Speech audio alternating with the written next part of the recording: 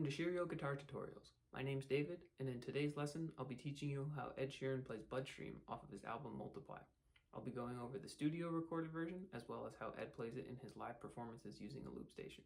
So I'll be going over chords, strumming patterns, plucking, looping, everything.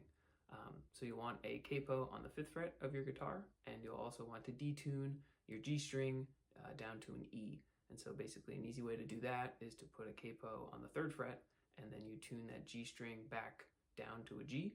That way when you remove the capo, that G note is now in E. So with all that out of the way, let's jump on in.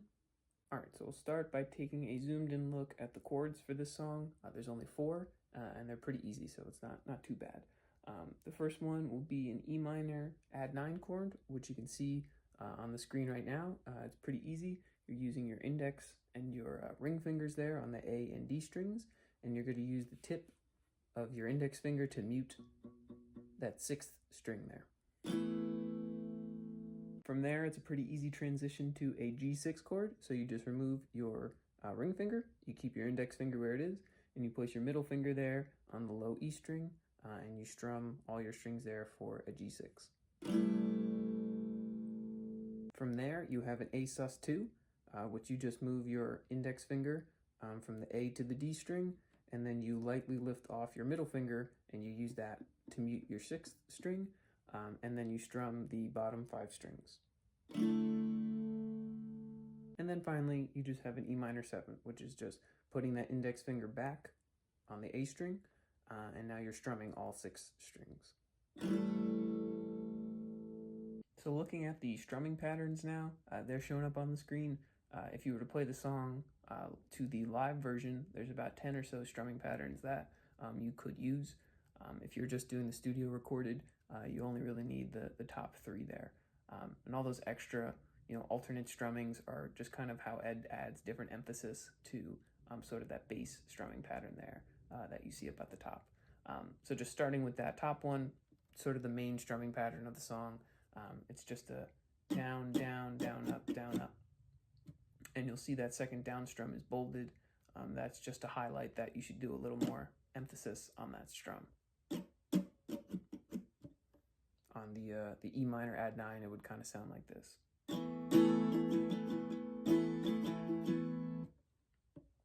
So that's the main one. From there, if you wanted to do just the studio recorded version, the outro strumming patterns are the only 2 that you would need. And so that first one sounds like this.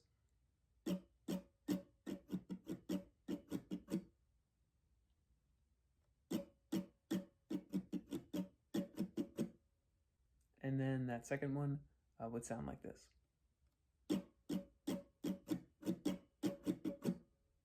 So now moving on to those alternate strumming patterns there. I might not get into all of these, but just to go over a couple of them. So like I said, right off the bat, in his live performances, Ed always likes to add, kind of some freestyle strumming in a sense. Not every performance is exactly the same, so these are the best that I could sort of come up with based on the videos that I've seen online. And so again, the bolded strums are what you kind of want to add extra emphasis to.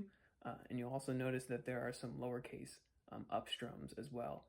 And that's really to just sort of try and highlight that those alternate strumming patterns are just alternate versions of the bass strumming pattern, right? So down, up, down, down, up, down, up has that lowercase u, but if you were to take out that lowercase u, it's just the down, down, down, up bass strumming pattern. So just trying to highlight those. Again, all those lowercase strums, I suppose, are optional.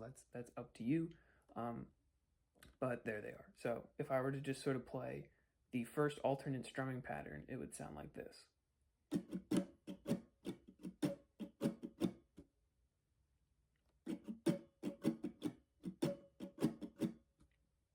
And you can see the alternate 1 and alternate 1A, the only difference is one up strum is no longer highlighted. So to play the difference between alternate 1 and alternate 1A, alternate 1 would sound like this. And alternate 1A would sound like this. Again, very small differences. Up to you whether you want to include that or not. Similar story again with alternate 2. an alternate 2A. Alternate 2 sounds like this, with again alternate 2A just having one less emphasized up strum. From there you have alternate 3, which is just emphasized down with 3 down ups after it. That one's pretty easy and self-explanatory there. Then you have alternate 4 strumming pattern, which would go like this.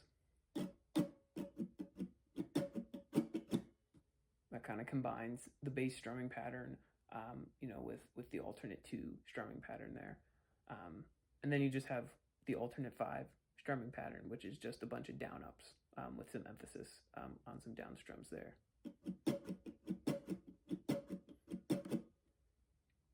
So again, those are all the strumming patterns for studio recorded as well as the live version.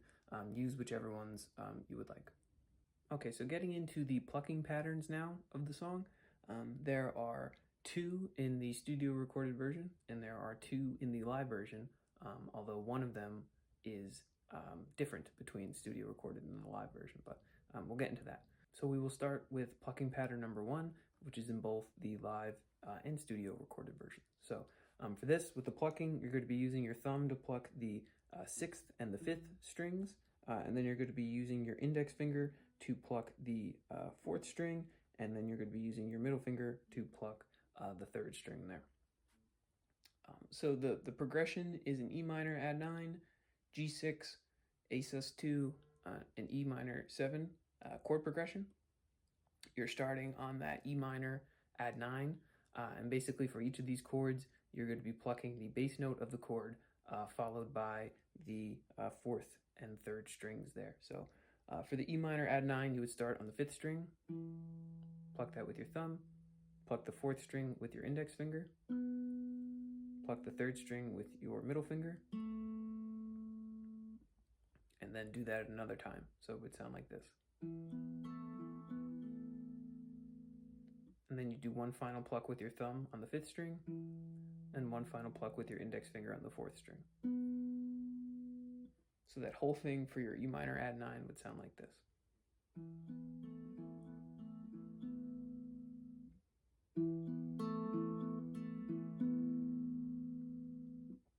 And then you would do that 2 times for that chord before changing over to your G6, which now the bass note of this chord is the 6th string, so your thumb is not going to pluck the 5th string anymore, it's going to pluck the 6th string, but your index and middle are doing the same things. So your G6 would sound like this.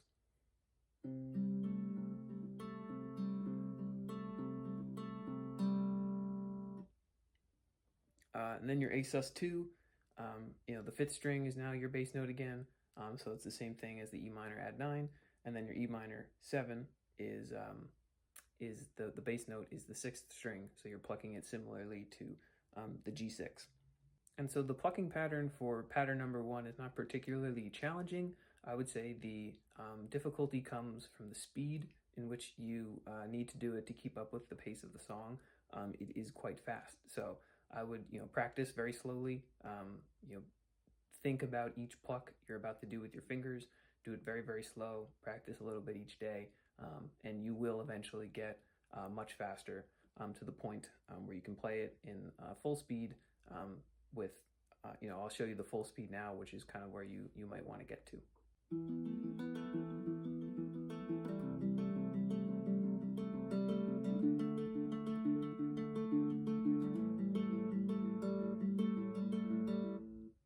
And so the last thing I'll say about this first plucking pattern is that, playing that 3 times all the way through would essentially make up your intro there.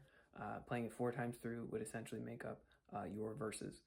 There is, you could play the second plucking pattern for parts of the intro and verse if you would like, but I'll get into that when I get to that second plucking pattern there. And you could also play this 2 times for the chorus if you would like, but again, we will get to that.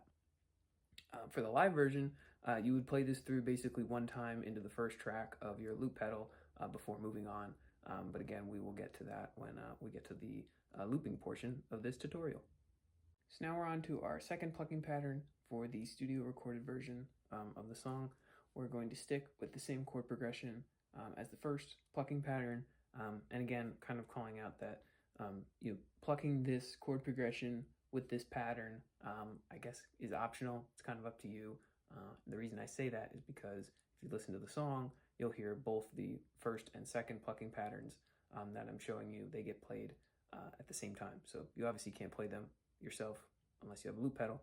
So it's up to you on which one you kind of want to use, but I will show you both and then leave the decision up to you. So same chord progression as the first plucking pattern, just different plucking. So starting with your E minor, add 9. You're going to start with using your thumb to pluck the 5th string. And then you're going to use your thumb to pluck the 4th, while at the same time using your middle finger to pluck the 2nd.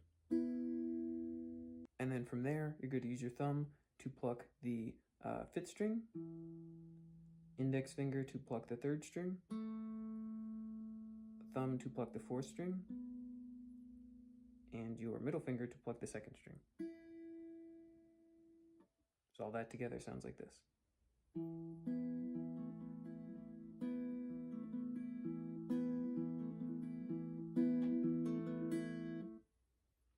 And again, you play that through 2 times for the chord. Same kind of plucking pattern for the rest of the chords, really.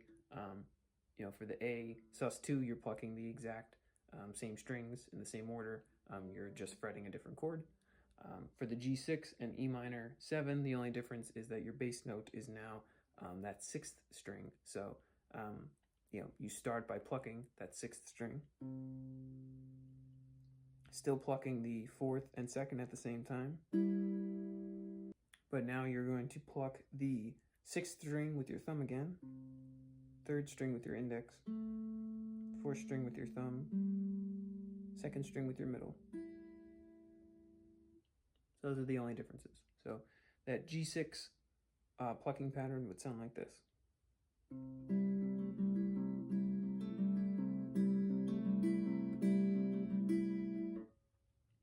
And again, it would be the same plucking for your E minor 7.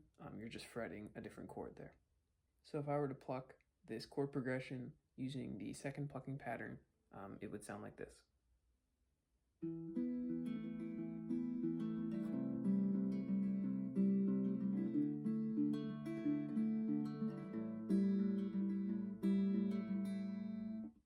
And again, where you would use this could be anywhere where you use the first plucking pattern to pluck the same chord progression. So, you could use it in the intro for the last 2 times. You could use it in the second half of your verses. You could use it for the entirety of your choruses if you want to. Totally up to you, but main takeaway is that wherever you pluck this main chord progression using the first plucking pattern, you could use this as well. All right, so now I'll go over where the second plucking pattern definitely comes in, and that would be for the pre-choruses. You would basically be playing the chord progression shown on the screen 4 times for the pre-choruses, and if you wanted to, you could play actually the same chord progression for the bridge 14 times, but we'll get to that. All right, so same, like I said, plucking pattern here for the pre-choruses, just different chord progression. So you would do the plucking pattern once on the G6, once on the A sus2, and then twice on the E minor add 9. So I won't go into the specifics of the plucking pattern again. I'll just play the pre-chorus here 1 or 2 times through just to show you how it should sound.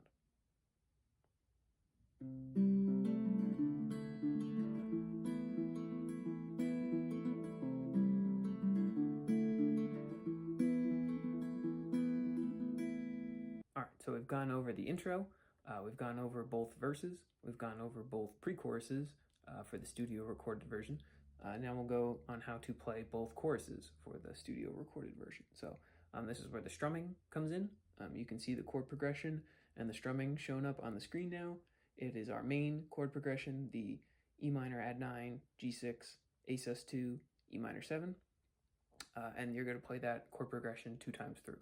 So you're using that bass strumming pattern that you use on each chord twice, and then you play that chord progression 2 times through, like I said. So just for example, the E minor add 9 would just sound like this.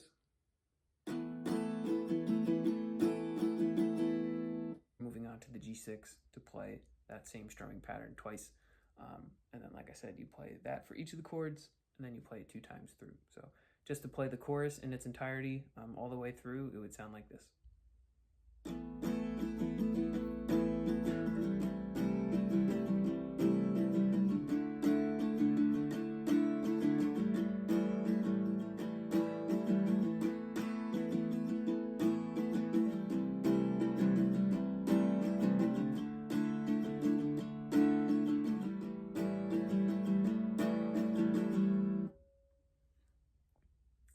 And like I said, you could do the plucking patterns for the chorus if you want to. Totally up to you. I think it sounds better with strumming in the choruses there. So that brings us to the bridge for the studio recorded version. You're going to use that same bass strumming pattern again, but this time you're doing the G6, A sus2, E minor add 9 chord progression, and you're going to play that through 14 times or so. Pretty sure it's 14 times. It's a lot, basically. So again, you're going to play your strumming pattern once for G6, once for A sus2, and then 2 times for E minor add 9. So if I just play the chord progression through once or twice here to give you an idea on how it should sound like this.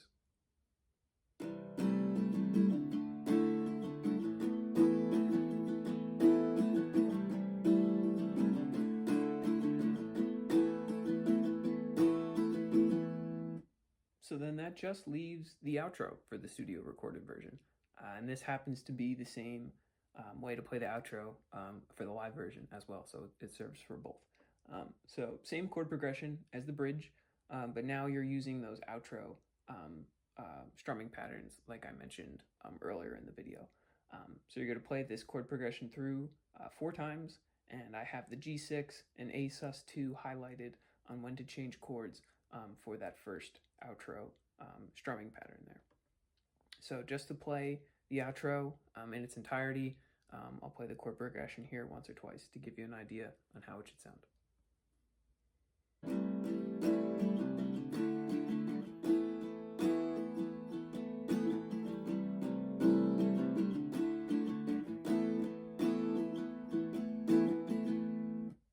Alright, so now we're moving on to the looping portion of this tutorial. We'll be starting with the intro, where Ed is setting up the song. So to start, you're going to be playing that first picking pattern that we went over earlier in this video into the first track of your looper. And because we went over it before, I won't be going over the specifics on how to play it again, so just refer back to the picking pattern #1 section of this tutorial for those details. So for this song, if you want to play it how Ed does it live, you'll want at least a 3-track looper. If you only have a single track or a dual track, that's fine as well. You'll just have to get creative with what loops you're playing during the song. So basically, you're going to be playing the E minor add 9, G6, A sus2, and E minor 7 chord progression through 1 time, and that's essentially going to establish your loop length. So that's just something I'll be continuing to refer to as we go through this portion of the tutorial. So a point to note on the execution here, you are going to press your record button right when you go to make that first pluck that's highlighted in yellow, that first #2 there. That's when you would press your record button, and then you would press your play or overdub button when you get back to that point a second time, and that will, like I said, establish your loop length there.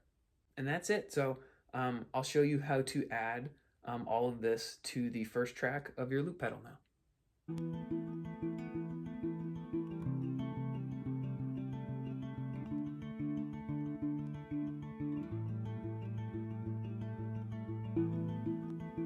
So continuing now with the intro, we're going to move to adding vocals and some strumming into track 2 of your loop station.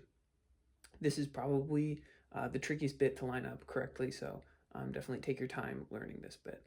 Right, so once you have hit the overdub button to complete track 1, you're going to want to quickly switch over to track 2 on your loop pedal, and then you're going to be playing and sort of singing what I have shown up on the screen there.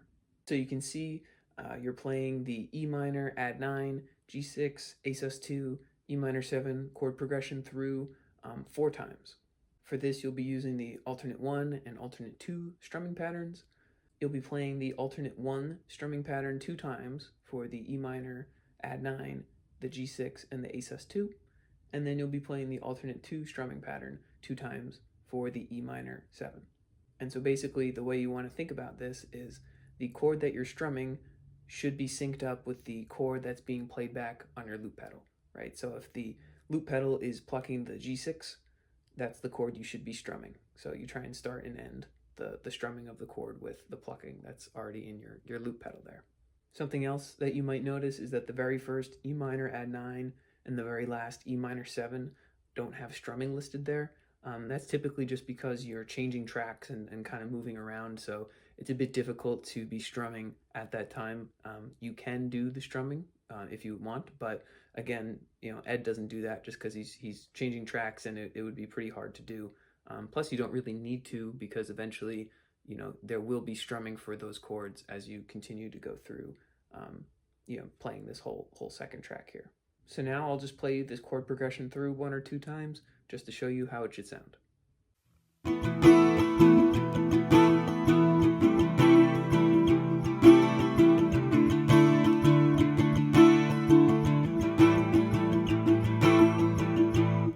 So now that you know how to play the guitar part, we can move on to the vocal part. So you'll see that there are some hums and some oohs that you're also going to be singing as you're setting up this second track. The first 2 times through this chord progression, you're going to be humming during the second half of the E minor add 9, G6, and A sus2. You won't be humming during the E minor 7, at least that's not how Ed does it live. And then the third time, you're going to be oohing during the same moments that you're humming, so the second half of those 3 chords that I just mentioned. And then the final time through, you're not doing any vocals there. It's just guitar, though I suppose if you really wanted to, you could continue to add vocals your 4th time through the chord progression. So the last thing I'll say is about that final E minor 7 that I mentioned before, when you're not actually playing any guitar or singing. That's because during this chord, you are changing to track 3, and you're also muting track 2. And this is because you're about to start verse number 1 of the song, where Ed only has track 1 playing while he's adding things to track number 3. So now I'll show you how to add all this to track number 2 on our loop pedal to continue building up the song.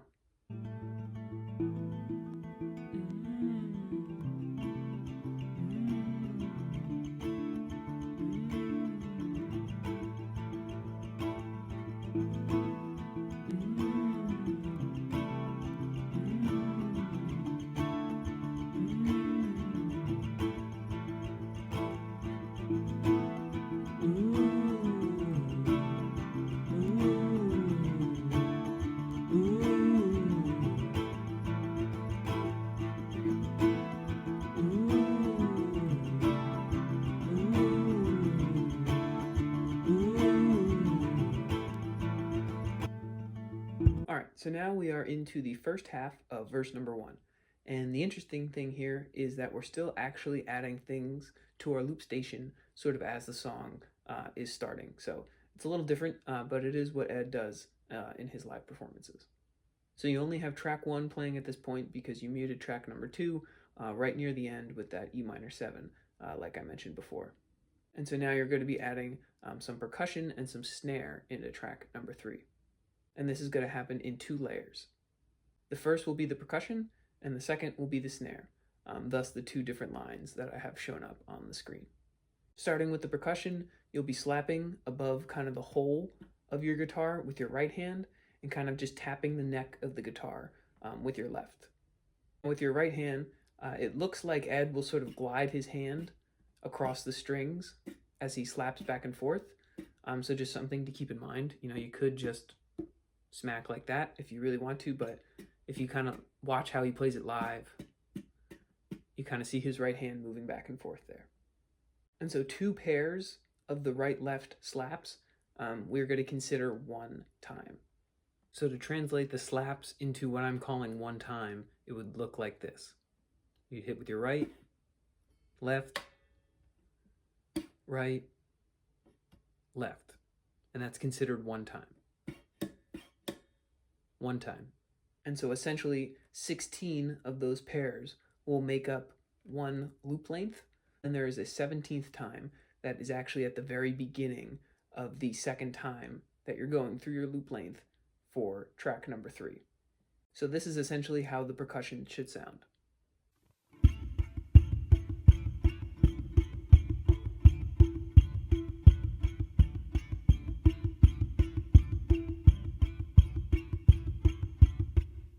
So now that we got the percussion part down, we'll get into the snare part.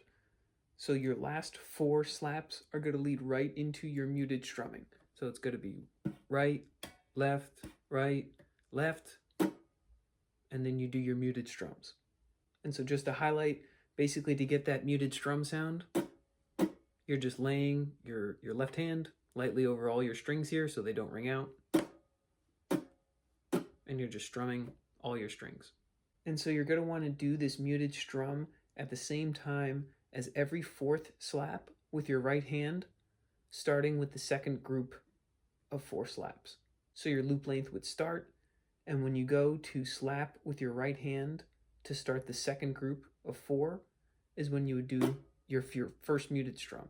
And then you would strum during every 4th right-handed slap after that. It's honestly harder to explain than it is to just feel the rhythm and listen to the song and know when to do it. So now I'll just show you how to add all of this into track number 3, and maybe that will make things a little more clear for you.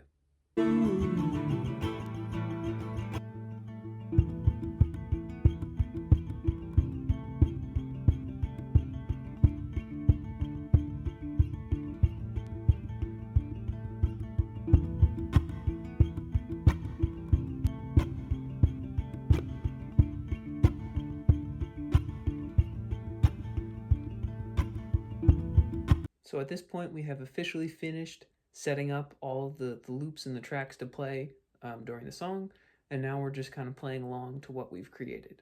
And it's at this point we're at the second half of verse number 1, and this is when that last plucking pattern that I mentioned earlier comes in. And this is probably the trickiest part to play of the whole song, and is only an estimate of what I've seen Ed play in recordings at concerts that I've seen online. That being said, if you want to use an easier version, you can see plucking pattern number 2 earlier in this video. It's the same chord progression and everything, just a different plucking pattern. So that being said, let's jump on in and I'll show you plucking pattern number 3. It's shown up on the screen now. You're going to be playing the E minor, Add9, G6, A sus2, E minor 7 chord progression through 2 times, while tracks 1 and 3 are playing in the background. Track 2 is still muted. Now, I call this a plucking pattern, but it's more of sort of a hybrid strumming plucking, which I'll show you now. Basically, your thumb will kind of constantly be lightly strumming up and down on whatever the bassier strings are of the chord that you're playing, while your index and middle fingers are plucking the 4th and 2nd strings, respectively. So let's take a look at the E minor Add9 to kind of go into what I mean there. Basically, you start with doing an up, down, up strum with the side of your thumb, and you're trying to focus on only getting the 5th string here. You're going to inevitably get some of the 4th string, and that's fine, but you should try and focus on your bass string there. So you have an up, down, up with your strumming with your thumb. From here, you're going to pluck the 4th string with your index, strum the 5th string again with your thumb, pluck the 2nd string with your middle finger, pluck the 5th string again with your thumb, and then finally pluck the 4th string again with your index. And all of that is going to make up one plucking pattern, and you're going to be doing that twice for each chord. So to play that pattern on the E minor Add9 a couple times, it should sound like this.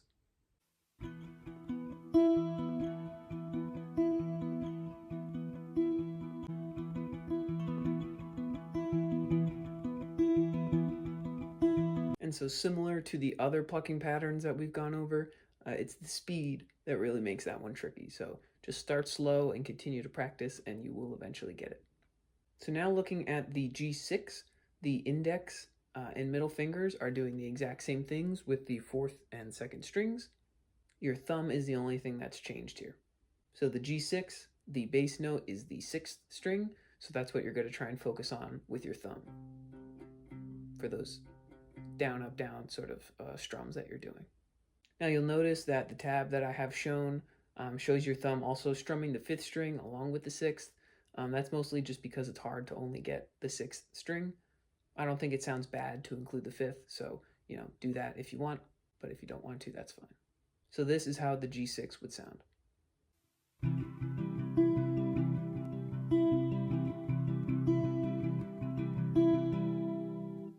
And so the A sus2 and the E minor 7 are played the exact same ways as the E minor add 9 and the G6 respectively. You're just fretting different chords. So now I'll show you how to play each of these chords all in succession.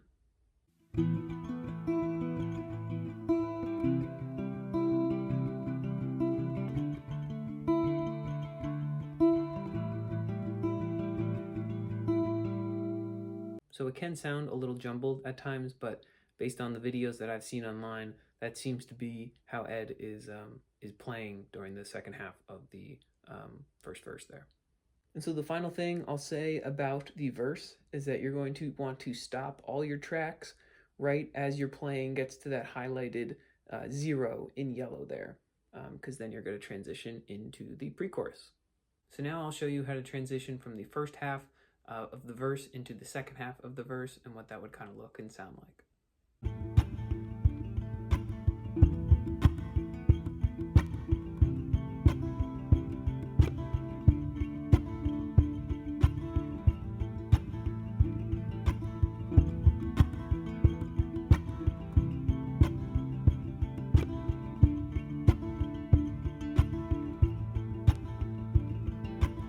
So now we're on to pre-chorus number 1. So at this point you stopped all of the tracks and you're just playing the 3rd plucking pattern that we just went over, but now the chord progression is G6, A sus2, E minor add 9. You're essentially going to be playing this chord progression through 4 times, but it's going to be a little bit different each time. And again, just as a reminder, you could be playing the 2nd plucking pattern if you prefer that. So starting with the first time through the pre-chorus. It's very similar to verse number 1 in that you're playing 3 of the 4 chords, and you are playing the plucking pattern for them in the exact same way, except now you only play 1 plucking pattern for the G6 and A sus2, and you're still playing 2 for the E minor add 9. I also have a note highlighted in yellow as a good time to turn track 2 back on, not to make sound, but if you have a multi-track looper, you should unmute that track, because eventually when you go to play the sound out of your loop pedal again, you want the sound from all 3 tracks to be playing. So now I'll just show you how to play the first quarter of pre-chorus 1.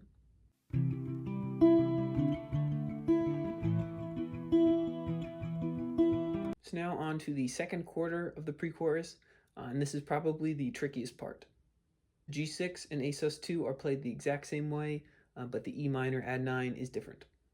This time through, you're going to start with an open 4th string for that E minor add 9. So you're not using your ring finger to fret that D string there. You're going to keep it open.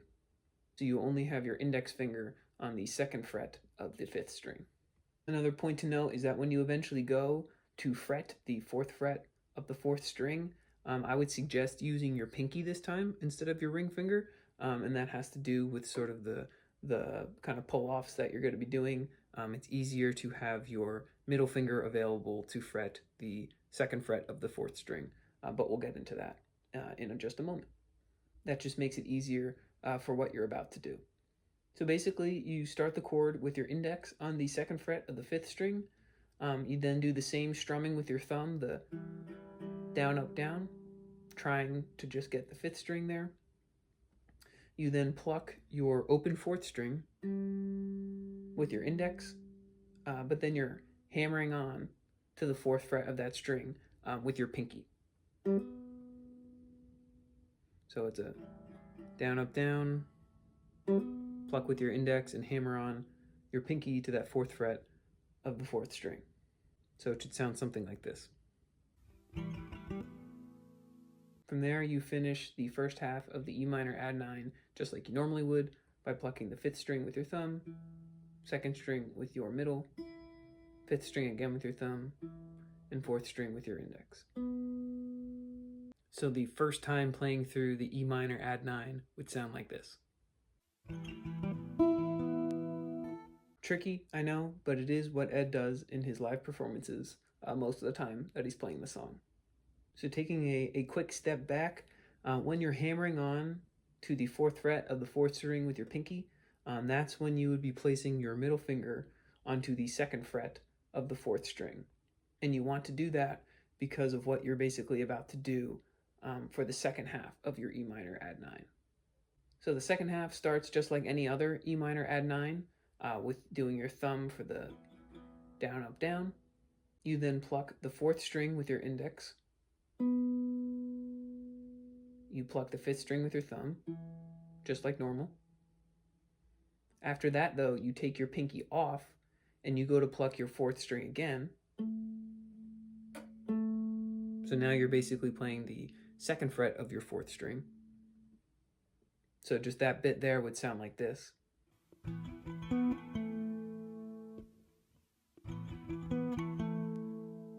You would then strum your 5th string again. And then finally you would remove your middle finger from the 4th string as you go to pluck it for a final time. So you're essentially, you're plucking the open 4th string now. So basically to play the whole E minor add 9 in its entirety for the second time through the pre-chorus, it would sound like this.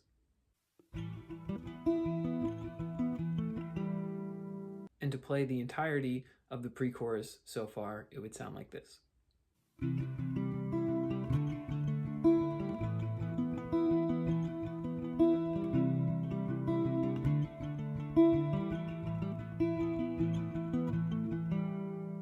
So moving on to the third time through the pre-chorus now, your G6 and A sus2 are just like you've been normally playing them, but again, the E minor add 9 is where things are a little bit different.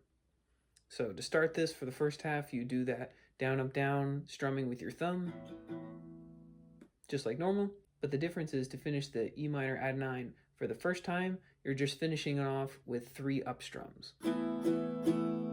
So that first E minor add 9 would sound like this.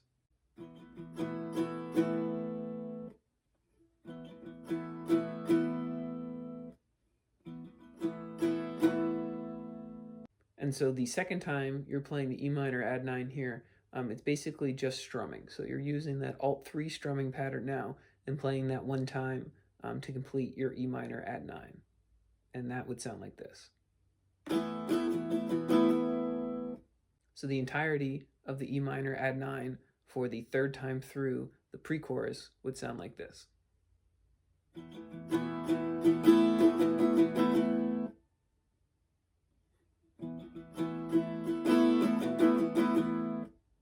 So now we're on the final time through the first pre-chorus. The G6 and A sus2 are now strumming, so you're just using that Alt 3 strumming pattern one time for the G6 and one time for the A sus2. For the E minor add 9, you start by playing the first half of the Alt 2 strumming pattern, followed by just a single down strum to end it. So the entirety of the fourth time through the pre-chorus would sound like this.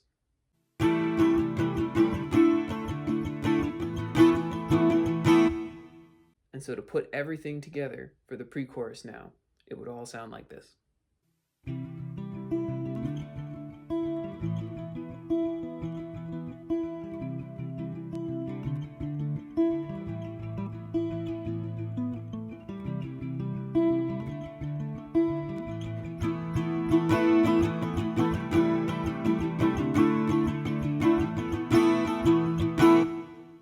So now I'll show you how to transition from the end of the verse into the beginning of the pre-chorus and what that would kind of look and sound like.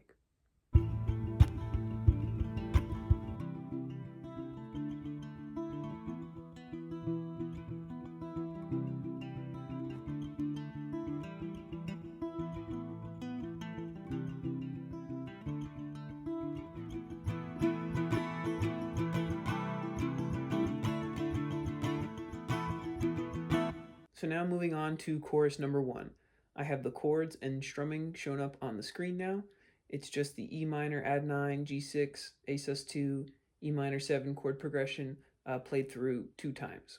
You're going to be using the Alt-2A strumming pattern for the E minor add 9 chord, the Alt-1A for the G6 and the A sus2, and the Alt-2 strumming pattern for the E minor 7. So I'll just play the chord progression through 1 or 2 times just to show you how it should sound.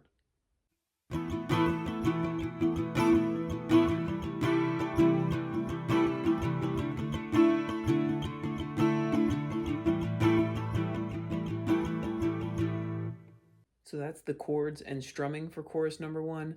Now I'll just talk about sort of the looping that's going on. You're going to have all 3 of your tracks playing during the chorus here. You can see up on the screen that the first down strum of the chorus is highlighted in blue. That basically signals you to press the play button on your loop pedal to play all of the tracks right as you're beginning your chorus. And then you can see the final up strum is highlighted in yellow, and that's to signal you to press the mute button for your second track because you're about to go into verse number 2, which, if you'll remember, only has tracks 1 and 3 playing. So now I'll show you how to transition from the end of the pre-chorus into the beginning of the chorus and what that would look and sound like.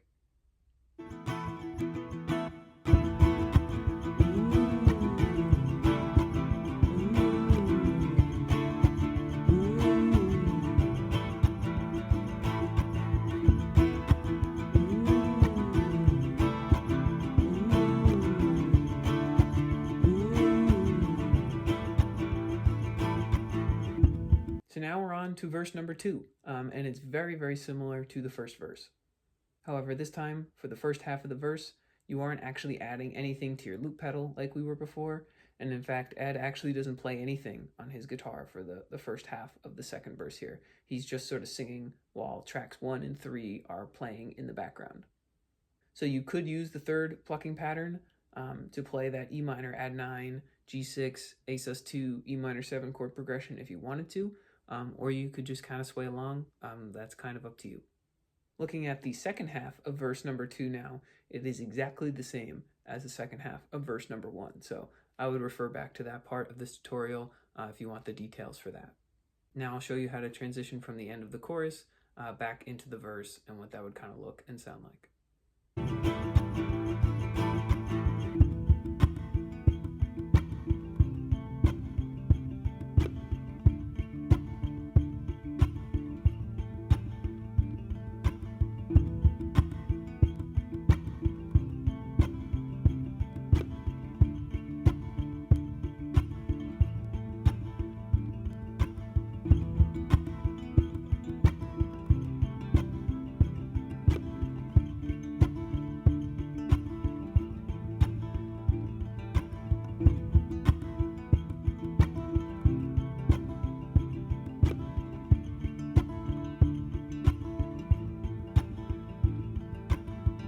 So we've now reached the second pre-chorus, and there is nothing new here whatsoever. It's exactly the same as the first pre-chorus. So go back to that portion of the video to see the specifics there. So now I'll show you how to transition from the end of the verse into the beginning of the pre-chorus and what that would kind of look and sound like.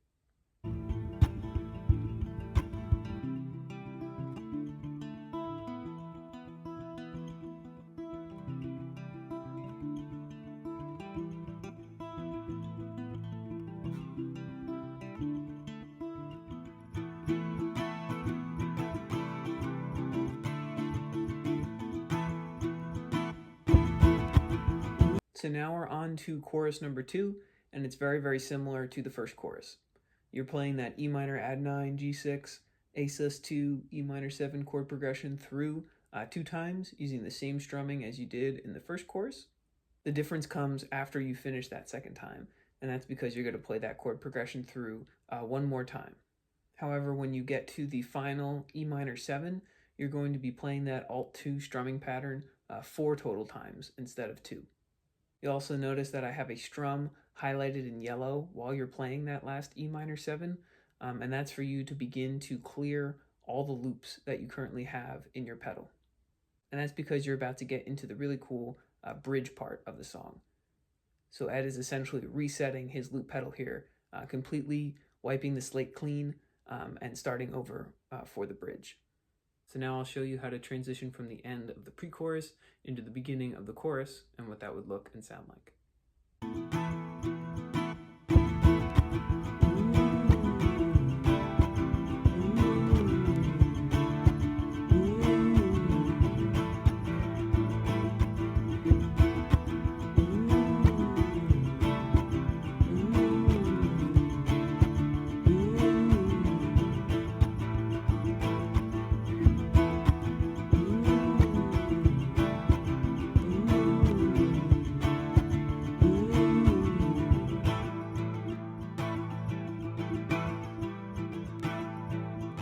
So now we're on to the bridge, where Ed does this amazing layering of singing and guitar, and it's just the coolest thing to see him play live. So I will now teach you how to do that.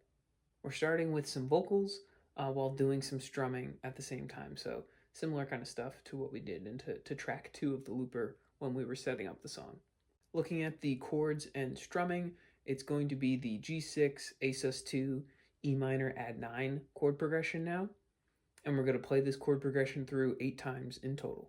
The strumming pattern that you'll be using is that bass strumming pattern that I mentioned before, and you're going to play that 1 time for the G6 and the A sus2, and then you'll be using the Alt4 strumming pattern for the E minor add 9, which you play 1 time. So just to play those chords with the strumming for you 1 or 2 times to give you an idea on how it would sound, it would look like this.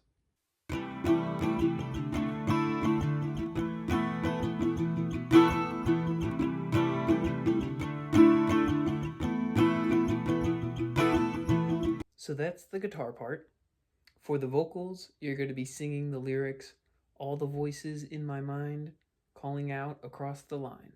And you're going to be singing that 8 total times too. And basically you're going to be trying to get a little bit louder with the singing every 2 times. So there should be essentially 4 different volumes to those lyrics as you make this first part of the bridge. So basically the first 2 times are kind of quiet, the next 2 are a little louder, the next 2 are a little louder, and so on. And so what I've tried to do is position the words showing up on the screen to line up with the approximate strums that they go along with. What I mean by that is you'd want to start to sing the word all right when you're doing the down, up strum for the G6, and so on. And so just to show you how the strumming and the singing would go together, it should sound something like this.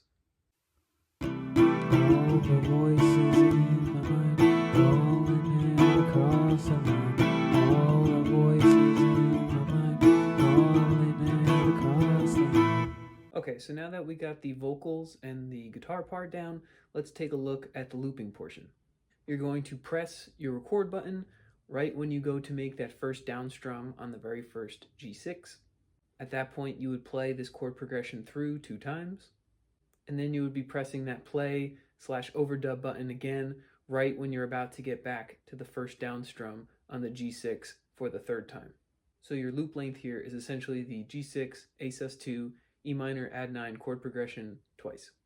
And once you hit that overdub button on your pedal, it's basically going to stay in that mode for a long time, because basically the next 2 minutes, you're just going to be adding and adding and adding to that nonstop. And that's pretty much it. So I'll show you how to add part 1 of the bridge to your loop pedal now. All the voices in my mind, calling out across the line. All the voices in my mind, calling out across the line. All the voices in my mind, calling out across the line. All the voices in my mind, calling out across the line. All the voices in my mind, calling out across the line. All the voices in my mind, calling out across the line. All the voices in my mind, calling out across the line. All the voices in my mind, calling out across the line. So moving on now to the second part of the bridge, here you'll be adding the same percussion that we added back to track 3 when we were setting up the song. So it's just going to be that right, left slapping pattern that we did before. It's the just doing that over again. And if you'll remember, a count of 1 is considered right, left, that's considered 1. And so you're basically going to be doing that 16 times. It's hard to describe when exactly you're supposed to play the slaps in relation to what you've already put into your pedal for part 1 of the bridge. So I'll just show you how and when to add the percussion to what we have already. Calling out across the line, all the voices in my mind. Calling out across the line, all the voices in my mind. Calling out across the line. So now we're on to parts 3 and 4 of the bridge. And I say it like that because they are very similar, so it makes sense to kind of talk about them at the same time. So starting with part 3, we'll be doing some more strumming and adding some more vocals to what we already have set up. We're going to continue the G6, A sus2, E minor add 9 chord progression, and for part 3, we're going to be playing it through 2 times. This time though, we're using that Alt 5 strumming pattern for each of the chords. You're going to be playing it once for the G6 and A sus2, and twice for the E minor add 9. So just to play that chord progression through once, it should sound like this.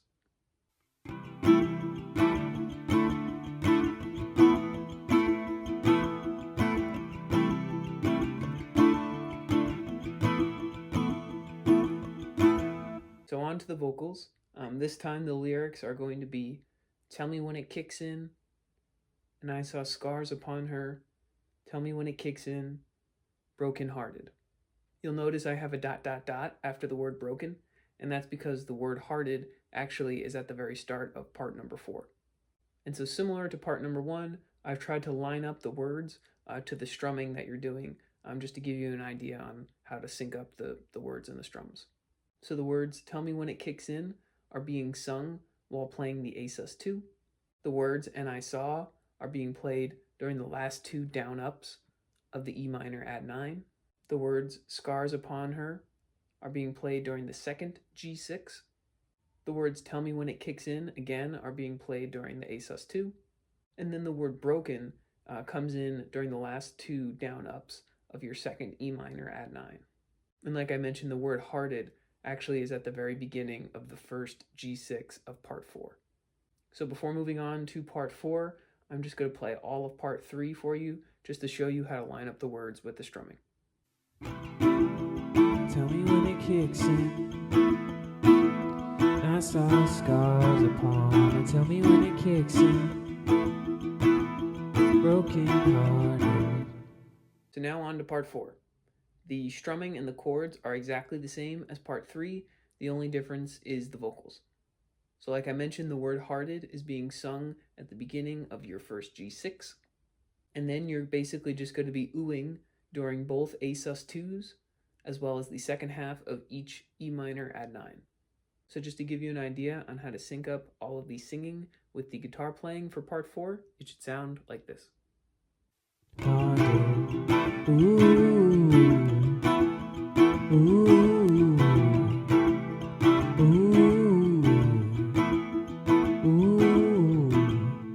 And so now I'll show you what it looks like to add parts 3 and 4 to the first 2 parts that we have going for the bridge. Tell me when it kicks in, I saw scars. Tell me when it kicks in, broken heart. Tell me when it kicks in, I saw scars. Tell me when it kicks in, broken heart. So moving right along, we are now on to part 5 of the bridge, and this one is pretty easy. You're basically just doing 32 right-handed slaps on the guitar, kind of right above where the sound hole is, and that's it. So that's pretty self-explanatory, so I'll just show you how to add part 5 to the other 4 parts that we've already had made up for the bridge. Broken heart.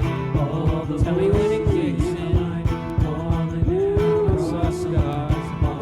Tell me when it kicks in, broken heart. So moving right along now to part number 6 of the bridge. It's more percussion, and it's nothing crazy, but it's the speed at which you have to do it that makes it hard. So essentially all you're doing is using your left and right hands to slap the guitar right above the sound hole, and you have to do it really fast for the entirety of the loop length. So it should sound you know, something like this.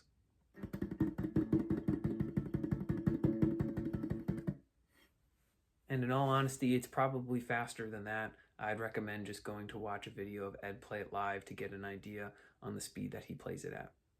Another point to note is if you want to make it really accurate to how Ed plays it live, you should try and speed it up even more as you're nearing the end of the loop length. So around that E minor add 9, you'll notice that it gets even faster during that chord. So I'll just show you now how to add part number 6 of the bridge to our pedal. Tell me when it kicks in. Tell me when it kicks in. So we're nearing the end of the bridge, but we're not quite done yet. So right now we are on what I'm calling part 7A, and it's pretty simple. You're going to be doing your G6, A sus2, E minor add 9, 1 and 2/3 times. And what I mean by that is you play the chord progression through once, and then you're going to play the G6 and the A sus2, and that's where part 7A would come to an end, because part 7B begins with that second E minor add 9, but we'll get to that in a second. So the strumming for part 7A is still that alternate 5 strumming pattern, playing that pattern 1 time for the G6 and A sus2 and 2 times for the E minor add 9. Just another point to note is that when I get to part 7A, I generally reach for a pick to play part 7A, and that's really because for part 7B, you're going to need a pick. So I'll just play part 7A in its entirety to give you an idea on how it should sound.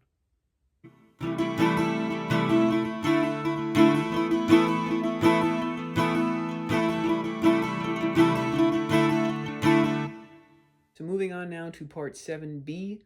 This part is similar to part 6 in that you're not doing anything particularly challenging, it just has to be very fast. So the chords from this part are going to pick up right where part 7A left off. So you're starting with an E minor add 9, and you play the G6, A sus2, E minor add 9 chord progression through once, and then you play another G6 and another A sus2, and that's as far as part 7B goes. Strumming wise, this is why I suggested using a pick for part 7A, because I just think it sounds much better here for part 7B, and it's also what Ed does live. And all you're doing is a bunch of down ups, down ups, down ups, as you can see there on the screen. Like I said, similar to part 6, it's just the speed that makes it hard. And so you're basically strumming as fast as you can. It's basically just that. So I would suggest even getting a thin pick because they bend a bit more. You'll also notice that I have lyrics shown up on the screen.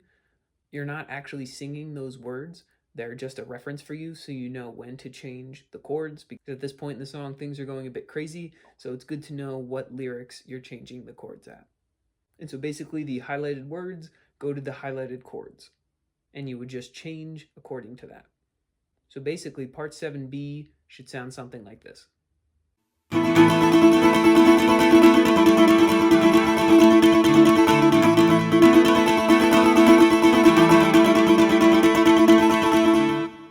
And so now I'll show you how to add parts 7A and 7B to the loop pedal for the bridge.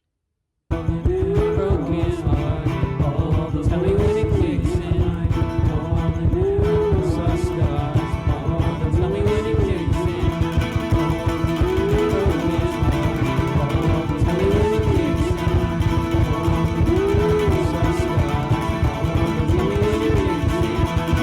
Alright, so we finally made it to the last part of the bridge, part number 8. This part starts right where you left off from part 7B with an E minor add 9 chord. You then have the G6, A sus2, E minor add 9 chord progression played through 2 times. So the very last E minor add 9 is shortened slightly. As far as strumming, we are back to the alternate 5 strumming pattern. You're going to play that twice for the first E minor add 9, though I'll note that sometimes you'll get overlap with the strumming from the very end of part 7B and the beginning of part 8. So, you know, that's just kind of up to you when you actually make that transition. It's also during this first E minor add 9 is when you're finally ending the overdub of your bridge. So kind of when you get to this point, you would just kind of hit your play button again, so you're no longer overdubbing onto your pedal. So then you have that G6, A sus2, E minor add 9 chord progression, where you're playing that alternate 5 strumming pattern once for the G6 and A sus2, and twice for the E minor add 9. You then have almost the same thing, except like I said, the very last E minor add 9, you're doing that alternate 5 strumming pattern once, and then you do one final down strum. And it's during that final down strum is when you would be stopping your loop pedal to basically end the bridge. So to play part 8 in its entirety, it would sound like this.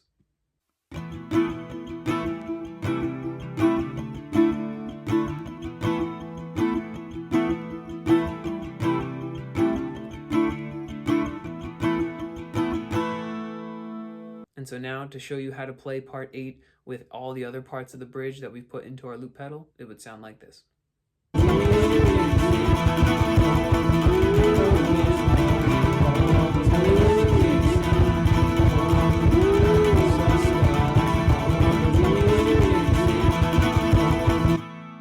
And so that's the entirety of the bridge. We made it to the end. I know it's a lot, it could be its own video, honestly, but it's really cool and a lot of fun to play. So I would suggest taking your time with it and learning it, because it's pretty awesome. So leave a comment below if you have any questions with the bridge or any other part of this tutorial. Would be happy to help further. So the only thing left is the outro, which we've actually gone over already during the studio recorded portion of this video, but I'll recap here. You're going to be still playing that G6, A sus2, E minor add 9 chord progression. This time you're going to be playing it 4 times. Your strumming patterns are now those 2 outro strumming patterns that we mentioned earlier. You're using the first outro pattern to play the G6 and A sus2, and I have the chords and the strumming highlighted to show you when to make the chord change. And so that would sound like this.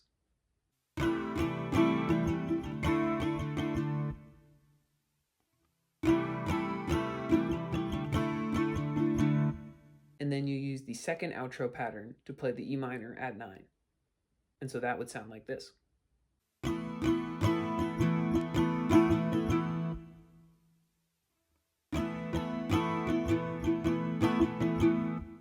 And as far as looping and everything goes, there are no tracks playing at this point. All right, so now I'll just show you how to play the outro in its entirety.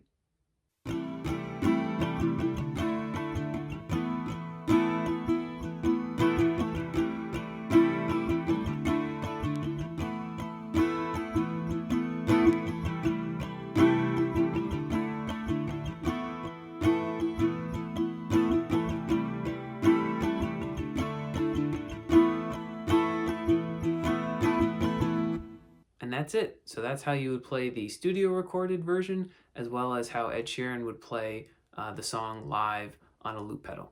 So now basically what I'm going to do is show you a full playthrough on the live version using the loop pedal, so you can kind of see all the pieces come together. So feel free to watch this as much as you need to get an idea on how to play the song.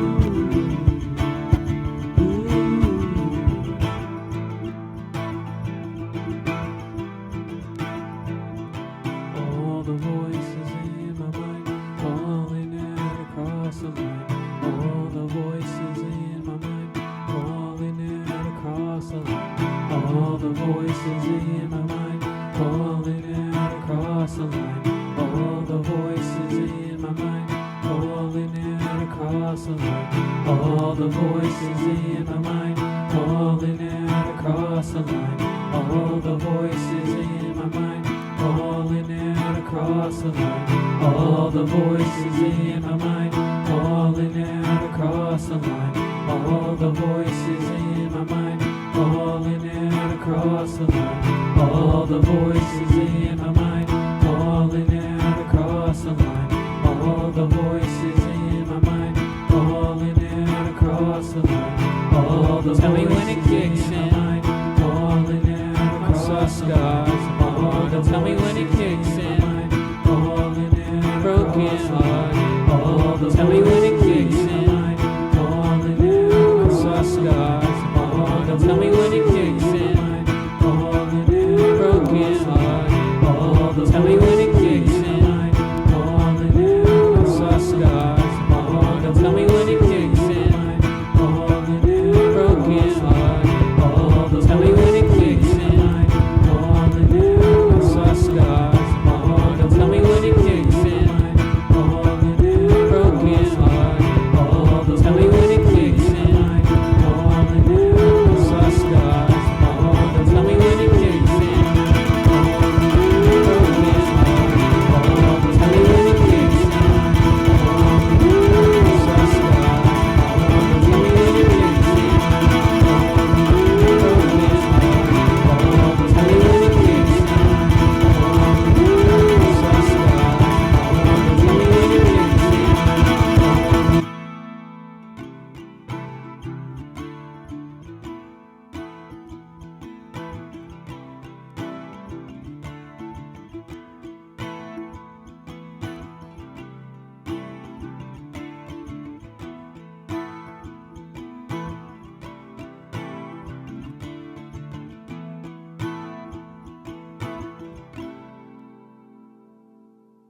Alright, so I think that brings us to the end of this tutorial.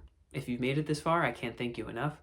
I know Bloodstream is a pretty crazy song to learn, but I hope, if you made it this far, you found some use from it. So again, if you liked this tutorial or thought it was useful, feel free to give the video a like, leave a comment letting me know what you thought, or if you have any questions, definitely feel free to subscribe to the channel and turn on all the notifications, as there'll be many more tutorials in the future. Thanks!